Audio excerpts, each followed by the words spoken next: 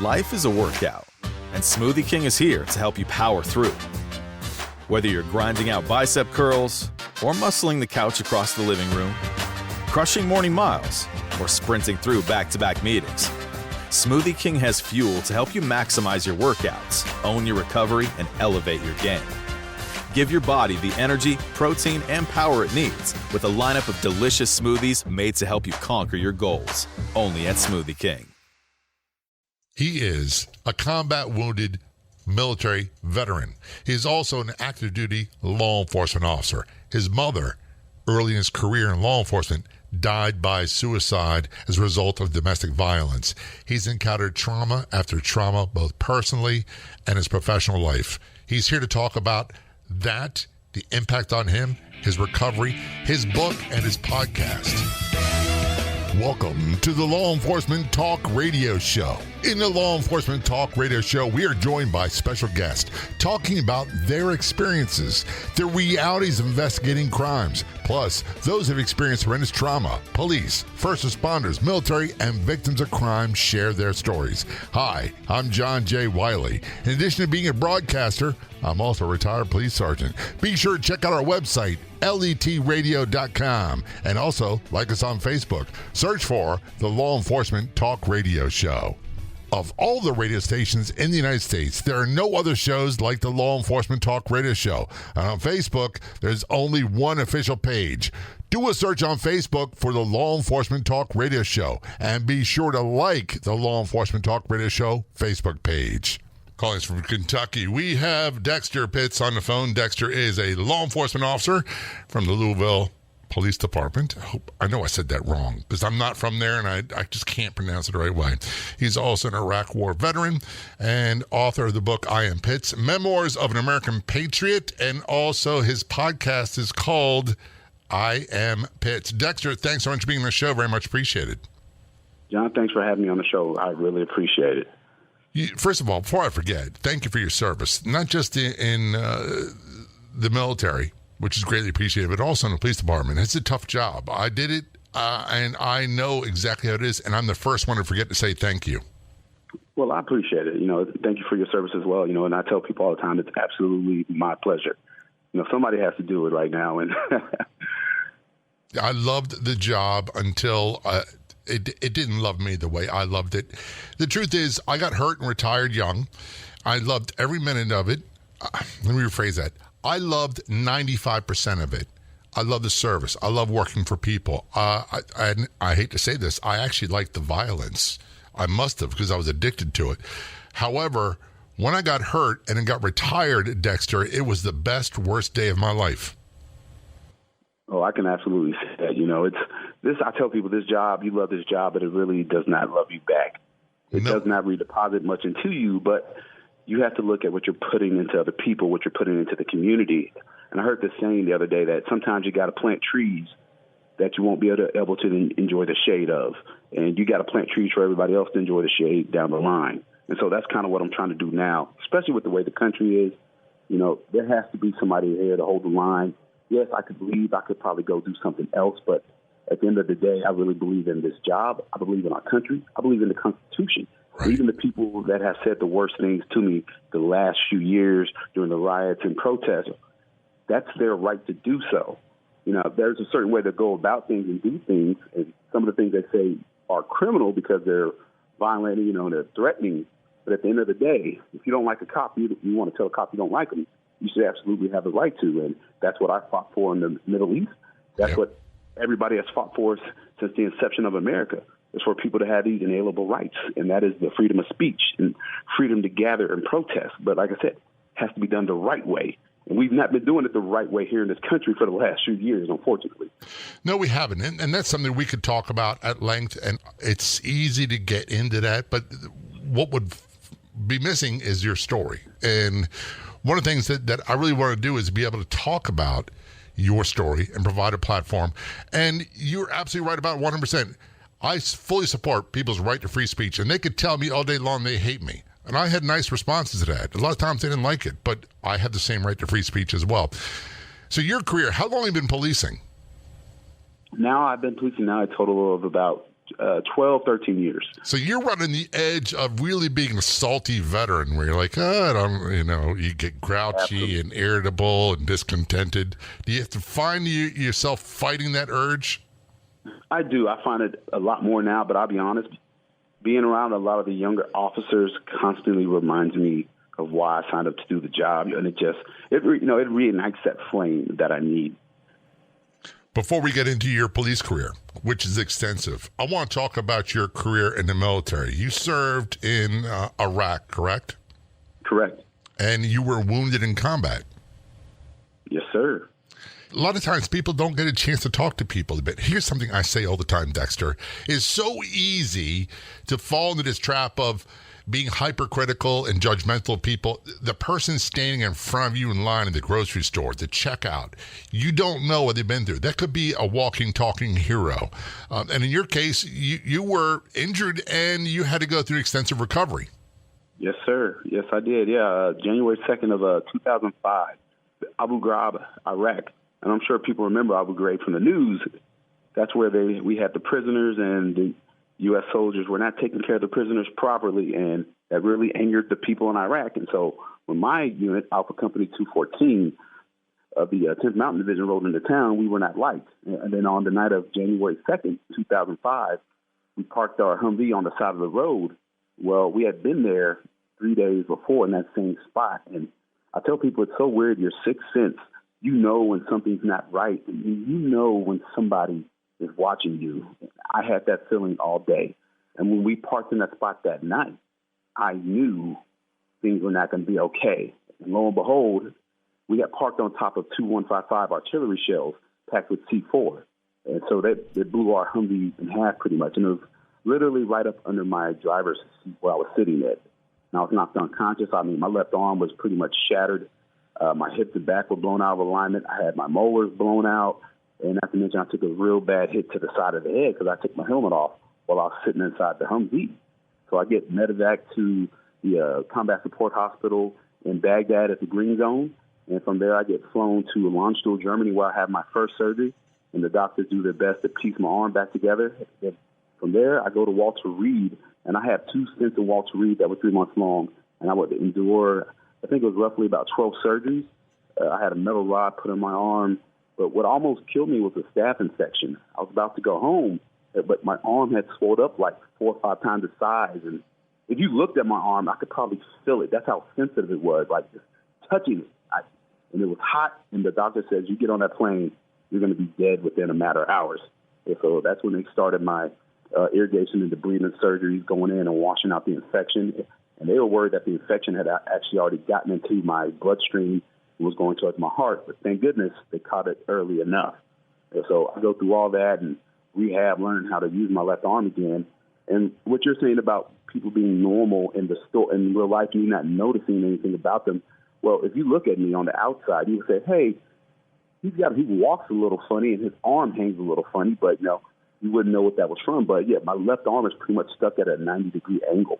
And I have a little hitch in my walk when I walk from the blast and how it what it did to my back and my hips. But lo and behold, I've never used any of that as an excuse. And so when I went to apply for the police department, they were looking at me like, no, we don't know if this is going to work. And the truth is, years ago, when I was starting, Dexter, you'd have been disqualified because of that.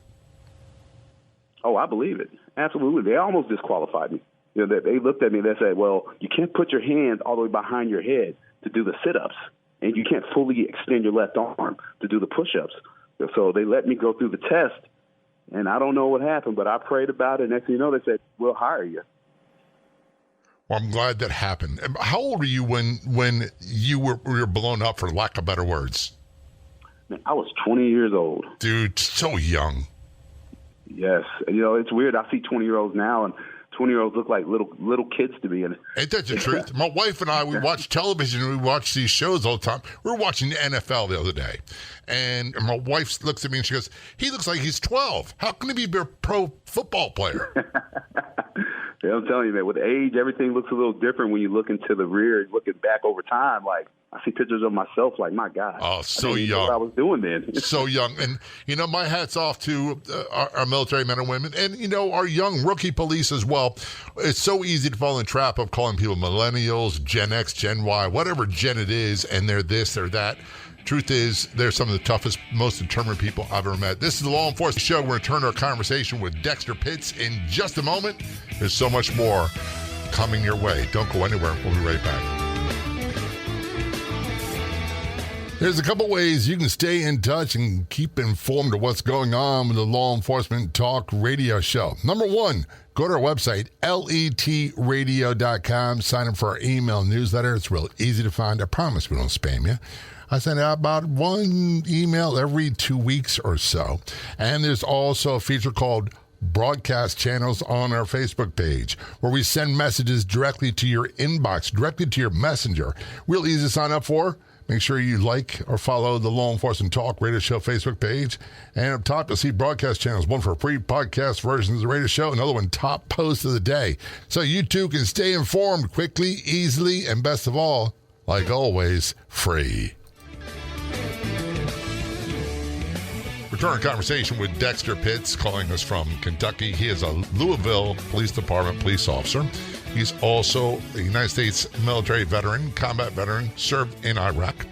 And before we went to the break, you talked about the explosive device that blew up your Humvee, and you were severely injured. And that's the type of explosion where lots of people are killed. So I kind of feel honored that I get to talk with you on the show because I know it may sound dramatic. You're a walking, talking miracle that you're alive and able to have this conversation. It's been 17 years, and I still question and wonder, ask God, like, why am I still here? Obviously, there's a reason for you to be here. Clearly there is. I know so many good young men and women, military and law enforcement wise, that are no longer here. And one thing I always ask is, God, why have you given me 17 additional years, but some of my buddies never got that second chance? And that's that part of that survivor's guilt that I will always carry with me. But I try to live my life in a way to honor those guys and make the extra time I've been given worth it. I'm glad you said that because I've often questioned, how did I make it? Yeah, I'm scathed. I've got physical injuries. I got steel plates and other injuries you can't see. However, so many people didn't make it through the Baltimore Police Department or other departments that died in the line of duty, that were killed. And, first I used to think, Dexter, that maybe this was a survival mechanism. It's because I'm really good at what I do or whatever it might be. Then I realized as I get older, no, these guys were great police too. They had God on their side. They had everything, and they didn't live, and I did. And I don't know the reason why. Yeah, and that's when, my pastor has always told me, he was like, some answers will never get down here. It's when, we close our eyes and wake up on the other side, we'll learn why we're still here and what what our purpose was. And I don't question it anymore. I just kind of accept that that's the way it is. One of the hardest things for me was being hired as a police officer and then going through the academy and everything involved, the physical training, the books, law, police procedures, you name it, and every state's different. How challenging was it for you being in the academy, especially with your injuries from combat?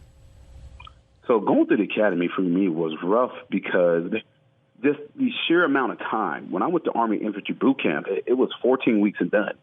I described the police academy as Groundhog Day.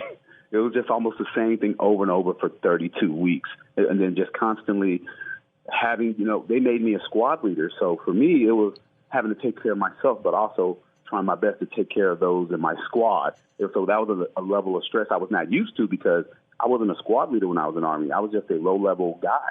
I was just a machine gunner, and somebody was always telling me where to go and what to do. And then when I get onto the police department and the academy, it's like they tell you what to go, where to go, and what to do, but to give you parameters to where you can kind of do it yourself. I mean, they're not necessarily watching you 100%, and it's up to you to get the job done.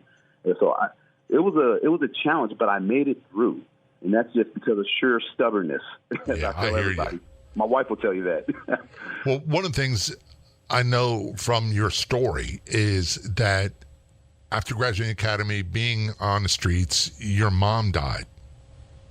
Yes, absolutely. Yeah, August 29th of 2010, I was actually done with my first phase of field training, and I was reporting the next day to my new division, to the 2nd Division. But before that, I had to go work the Ironman detail. And so I was out on the Ironman detail on the road, and I remember I got this phone call, and I answered the phone, and somebody says, "This Officer Dexter Pitts?" I'm like, "Yes." And they tell me, "Your mother's been shot. You need to get to the hospital." And so I hang up the phone thinking it's a prank. This person calls back again, and I pick up the phone on, "Hey, man, stop playing with me. This is not funny." Hang up the phone. Calls back a third time, and that's when I'm like, well, maybe this is really something. And he tells me he's a detective from the Louisville Police Department. So my partners at the time get me in the car, and we drive Code 3 to the University of Louisville Hospital. And I'm sitting there at my mother's bedside. And the one thing I remember is the brown paper bags on her hands to preserve evidence and the gauze wrapped around her head. Come to find out that her and my father were involved in a domestic violence incident. They were married for 28 years but have recently divorced. And some sort of incident happened at the house, and the next thing you know, my father shows up at the police station covered in blood and has hot water thrown on him. And my mother is found in the car with a bullet wound through her head. And at the age of 26, I had to make the call to take my mother off life support. And this is how I started my career. And there's nothing I can say that will be an adequate response to that. You and I both have gone through call after call after call where we've seen people that go through this, and there's no rhyme or reason to it. It's just horrific every time it happens. But I can't imagine this happening to you personally right after field training. Right after field training. And you know what's worse? So I go through the rest of my training, and I just kind of sweep it under the rug. Then I have a real bad breakdown at work, and I start having, suicidal thoughts and whatnot. And my chain of command steps in and saves me. And they send me away. They tell me 30 days, go away, take care of yourself. And the crazy part, John, is when I came back to work after that 30 days, I was good and recharged and ready to go. My first call out the gate, first call for service, is a suicide where a mother shot and killed herself in front of her family, her kids, and her husband. And that was my first call. I know how you handle it. Here's the reality of what you do. We have an idea of all the things we have to do, all the procedures, investigative techniques, all the things, protect the crime scene, do all that stuff. And yes, suicides are treated, at least in my department, like homicides until proven otherwise, because you can't redo. So for me, quite often it was afterwards, especially I tell people I cried many times in a patrol car. How were you when you had to deal with this right after returning from your breakdown? See, I thought I was good, but the good thing is I had a good partner. Her name's Beth Langford. She's phenomenal. She's always had my back. She looked at me and saw I was not okay. I tried to tell her I was okay, but she was like, "No, you're not okay. You need to leave, Dexter." And I took her advice and I left. Like the best advice that she could have given me. I tell people all the time, I'm okay. I'm fine. And what that really means is I don't want to talk about it with you. Absolutely not. And we have this problem with a lot of military, a lot of veterans, and a lot of officers that old school mentality of, I'm okay. Don't worry about me. I got this. And I tell people the one thing that I love about cops, but also the thing I don't like is we can save the world and solve everybody else's problems. However, when it comes to our stuff and our problems, we can't save ourselves. We can step into your situation and be like, hey, this is what you need to do to fix this, this, and that. But when we look at ourselves in the mirror, we can't fix ourselves. We're talking with Dexter Pitts. Dexter is a police officer in Louisville, Kentucky Police Department. He's also an Iraq War veteran, injured in combat. We talked about that. We'll return to that conversation shortly. Finishing field training, his mom died. Is it by suicide or is it domestic violence, or it doesn't really matter? It was suicide, but it was a result of years of domestic violence. So the term I've learned to use is died by suicide, because so often we were taught to use the terms committed suicide, and that really doesn't do justice for what the people went through. Also, in my opinion, comes off rather judgmental. This is a law enforcement show. We're talking with Dexter Pitts. We have so much more to talk about. Believe me, you don't want to miss a moment of it. We're going to take a short break. We'll be right back. I know we've all got lots of apps on our phone, but there's one you should check out, the Medium app, medium.com. And be sure to follow the Law Enforcement Talk Radio Show and podcast, where you find great articles and blog posts from me on Medium. That's the Law Enforcement Talk Radio Show and podcast on the Medium app, or you can go directly to medium.com.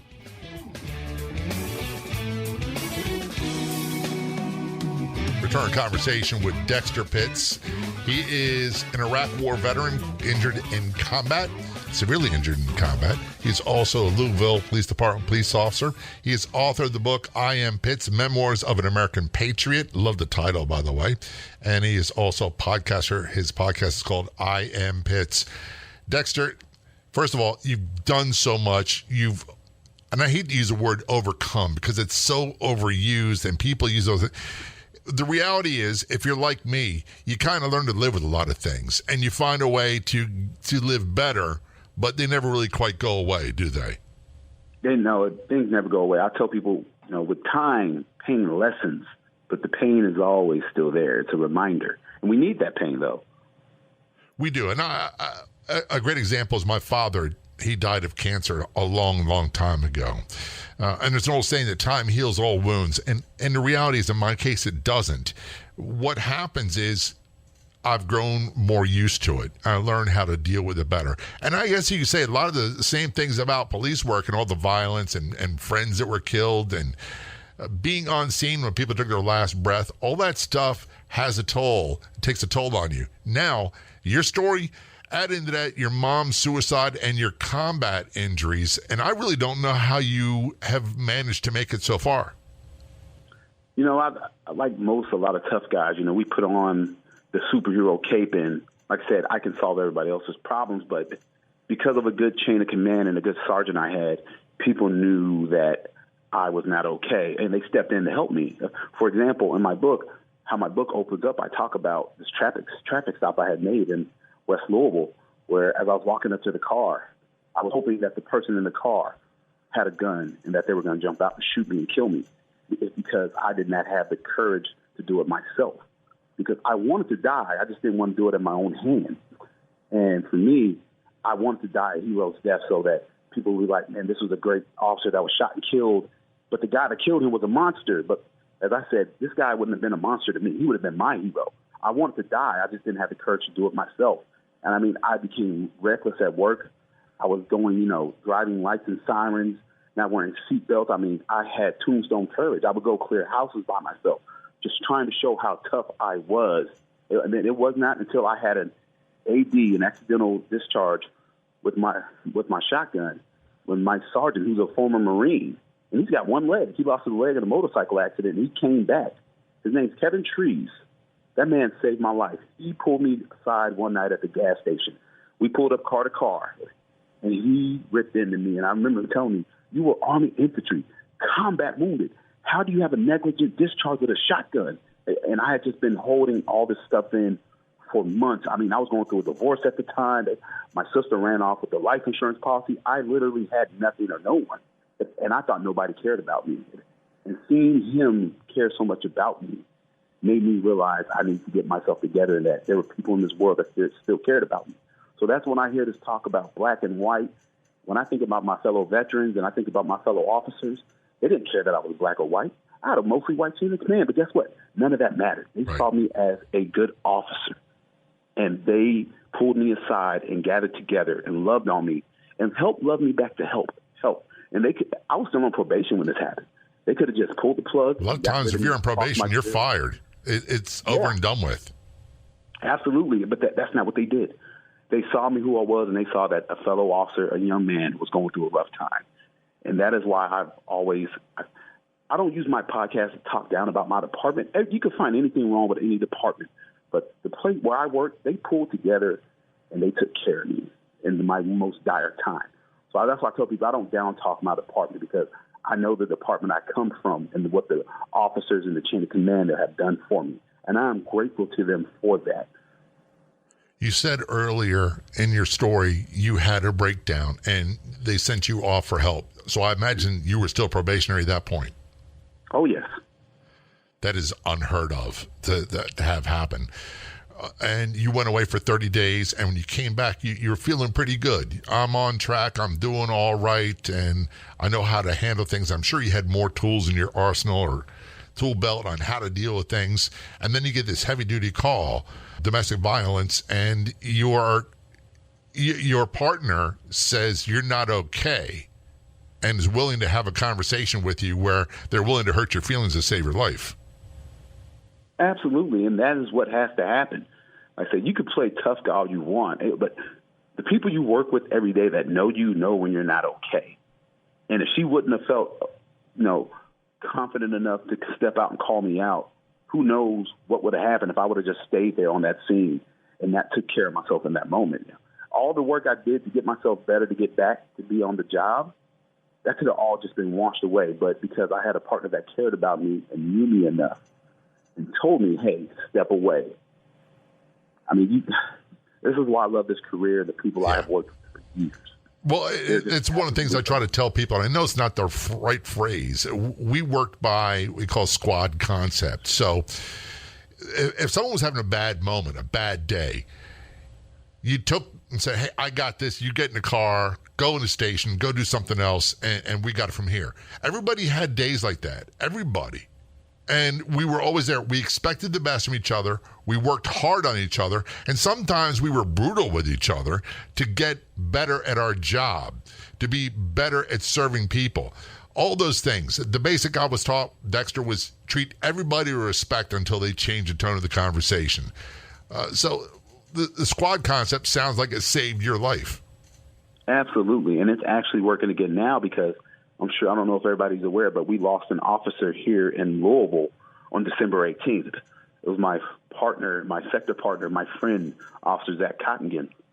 I mean, he was up on the interstate and he was hit by a car. And, some of us went to work a week later.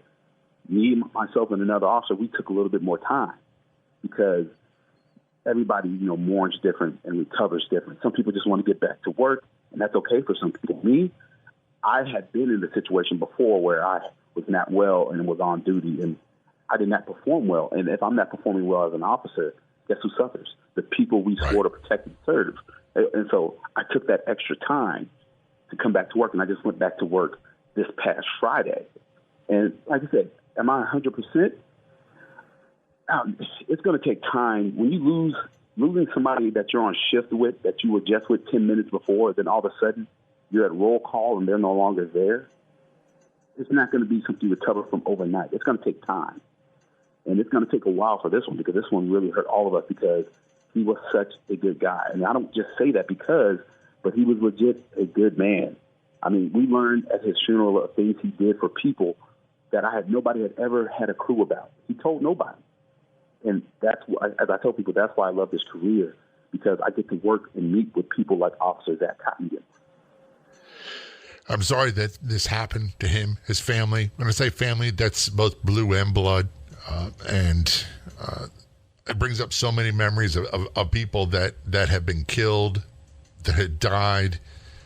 And it doesn't get easier. It stays with you. I think, so many of my guests on the show say that I'm damaged goods, but I'm okay with it. And then we kind of laugh because everybody's been in policing for any period of time, in America at least. They're going to come out of it dinged up. Absolutely. I mean, the amount of trauma we deal with on a daily basis, people might have 2 or 3 traumatic incidents in their entire life. We might have 2 or 3 a shift. And that's just one shift for the week, and we just constantly stack this trauma. But I think that's why the men and women of the Thin Blue Line are special, because nobody else can do what we do. But at the same time, people say, I don't know how you do what you do, officer. And then I look at somebody working at a factory on an assembly line for 8 hours a day. I couldn't do it. Yeah, I don't know how some people do the jobs they do at all. We're talking with Dexter Pitts. Dexter is a combat wounded veteran. He is also a Louisville Police Department police officer. He is the author of the book, I Am Pitts, Memoirs of an American Patriot, and he is also a podcaster. His podcast is called I Am Pitts. This is a law enforcement show. When we return to our conversation with Dexter, we're going to talk about his trials, tribulations, and how he has made progress with post-traumatic stress and much more. Don't go anywhere. We'll be right back. If you do any business on social media, creating content is one thing. The trick is, how do you turn those people that comment on your social media into consumers? There's a great tool, and you can get more information at letpops.com. That's letpops.com. Best of all, you can get started for free. letpops.com. Check it out today. This is Law Enforcement Show. Return a conversation with Dexter Pitts. Dexter is a Louisville, Kentucky police officer. He is also a combat wounded veteran, wounded in Iraq. His mother died by suicide after ending his field training. He's authored the book I Am Pitts, Memoirs of an American Patriot, and he's also a podcaster. His podcast is called I Am Pitts. Dexter, you've been through a lot. You're doing a lot. And before we went to break, we're talking about how people do certain things. And sometimes, I talk to my mom periodically, and I say, I appreciate all you did. You and my dad, I don't know how you did it. I have 2 adult children. I still don't know how they did it. And would I want to do what they did with 5 kids back in the day on what a Navy active duty person made? No. We were all poor. Everybody was poor. Everybody's in the same boat we were in. We didn't know any different. So having said all that, you've had a rough hand dealt to you between serving in Iraq, your mom's death by suicide, and then all the things we see in law enforcement, and the death of your partner, your friend, your sector buddy. I'm so sorry that you've been through all these things, but the truth is, we all have, and I hate this term, we all have our crosses to bear. You've got some big ones, and you've made it so far. But it sounds to me like you've not made it this far without help of other people. Absolutely. As I say, good friends and family, and that having a good core group and people that love you and support you, people that are willing to call you out when you're not willing to face your own demons. That is absolute key in this profession and to anybody in life. For me, my wife, she is phenomenal. And now this is how you know I'm a real cop and a real veteran. This is my 3rd marriage, so I had to go through 2 horrible marriages in order to find her. Well, you know what they're going to tell you, right, is if something happens to this marriage, don't you ever do it again. Absolutely. It would be me at this point, but we've been together going on 10 years, and she is my absolute rock. I mean, she has supported me on my worst days. The days I come home after working the protests and the riots, and I would start having dreams about Iraq again because of all the stress. She would push me, hey, you need to go to the VA. You need to go talk to somebody. Hey, you're drinking too much. Tell her I said that. Tell her I said thank you. And I'm very similar. My first marriage ended in divorce. It wasn't what either one of us wanted, but it was. We didn't have the tools we have available now. My wife, we've been together 20 some odd years, and she's the best thing that ever could happen to me. And to be honest with you, she really gets as much as someone who hasn't gone through these things. She gets it more than most. Absolutely, and they go through these. You don't suffer alone. That's the thing. People think that they suffer alone. When you're married or you have family, you have friends, you don't suffer alone. It's a choice to suffer alone. But your family suffers with you when you cut yourself off from your family and friends, when you're not talking to anybody. It affects them. My wife this past week told me, hey, you've not talked to anybody. You've not really been around, because I've been kind of mourning my partner in my own way. And in doing that, I didn't realize how it was affecting and hurting my family. But that's what I needed was her to come out and tell me, hey, you're not doing okay. And I'm forever thankful for that. We use the term post-traumatic stress disorder. That's the defined medical. I don't like the term disorder. I don't like that part of it. I prefer to use the term post-traumatic stress injury. To me, this is a lot like, if you compare to orthopedic injury, no one expects me to be like I was at 18 before all these other shoulder surgeries and whatnot. So for me to expect to have the same emotional, mental, and biological, physiological responses to stress or anger or threats is kind of ridiculous. How would you describe your condition? I would definitely describe it as that. I'm diagnosed with the VA, and I take medications that help me, but I tell everybody the most important thing I have done is talk about it and write about it, which is why I started writing my book in 2014, because we carry all this stuff around, this load of emotional baggage and just all the trauma we've suffered physically and mentally, and we never unload it, and we just keep stacking more and more trauma on top of it. And then we always wonder when you have a tough guy, like a Navy SEAL or a Special Forces guy, or just an everyday military tough guy that all of a sudden kills himself, and everybody always wonders what happened, why? Because we never offload or unload this stuff. We just carry these, we just carry these burdens we were not meant to carry by ourselves. And so for me, writing it started being my therapy in 2014. Just getting all the trauma and stuff I went through as a kid, my time in Iraq, my divorces, my mom's suicide, family issues, stuff under the police department, the riots, just writing, it just unloaded my mind and my heart, and it makes me feel so much better. Now, I'm not 100% PTSD free whatsoever, but I have nightmares and dreams, but I know how to cope now. And because of that, that is why I do the podcast, because it gives me something to focus on and look forward to. And everybody wonders, why do you keep serving as a police officer when technically I am retired by the military standards? I don't have to work.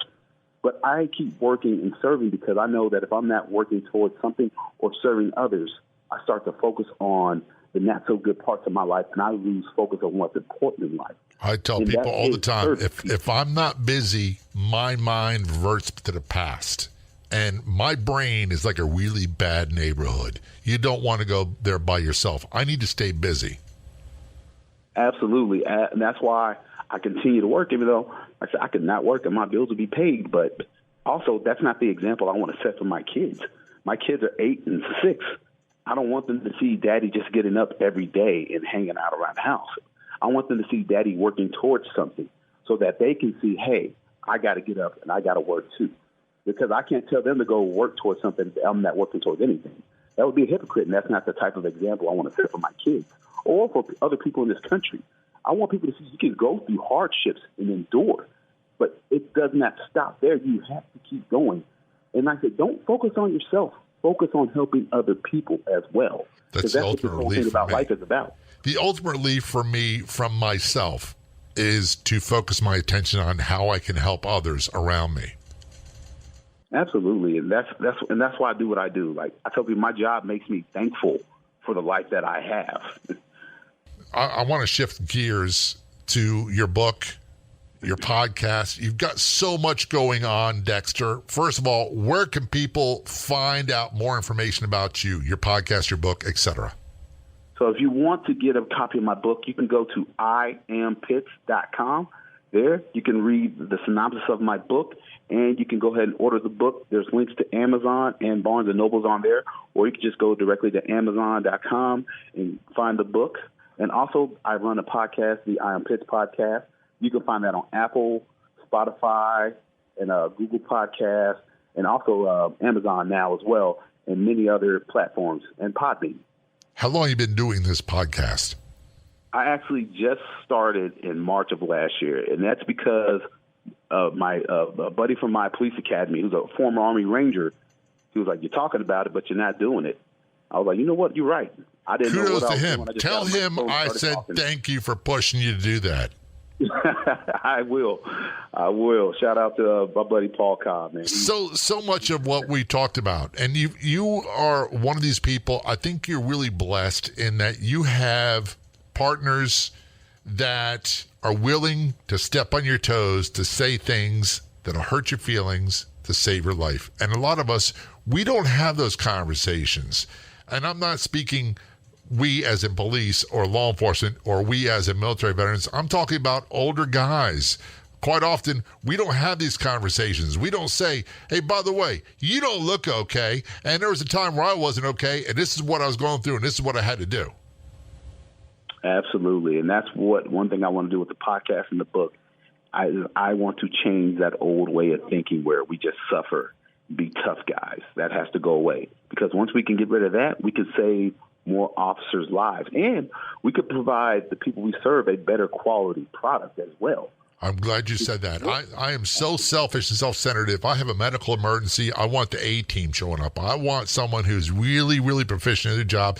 And normally it's going to be law enforcement first. And I don't want the B string coming in, and I don't want someone who's really struggling. Dexter, I want to thank you for your service in both the military and in the Louisville Police Department. Thank you for authoring your book. Thank you for running your podcast. But most importantly, thank you for being a guest on the Law Enforcement Show, sharing all this tough stuff with us. It's very much appreciated. Mitchell, I truly appreciate you all for having me on. Thank you so much. A huge thank you for listening to this episode of the podcast version of the Law Enforcement Talk radio show, by the way, which is a nationally syndicated radio show. And we broadcast on over 115 radio stations across the United States to more than 44 million combined population.